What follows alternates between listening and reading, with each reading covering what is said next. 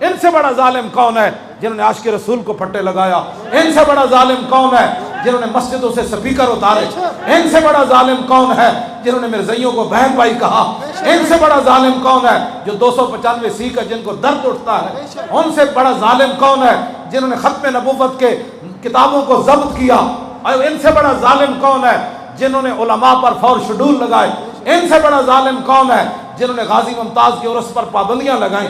हाँ, हुजूर फरमाया जेड़ा जालिम नाल चलिया और उसको पता है ये जालिम है। आप बहरे गूंगे तो नहीं है ना? हाँ, आप इतना तो नहीं भाई आप रोटी को कुकू कहते हैं, आप बच्चे तो नहीं है, सब कुछ आपको पता है, नफा क्या है, नुकसान क्या है, सख्ती क्या है, गर्मी क्या है, आपको सब कुछ आपको ना पता है। तो आपको इस बात का पता नहीं है इन्होंने कौन कौन से जुल्म किए हैं?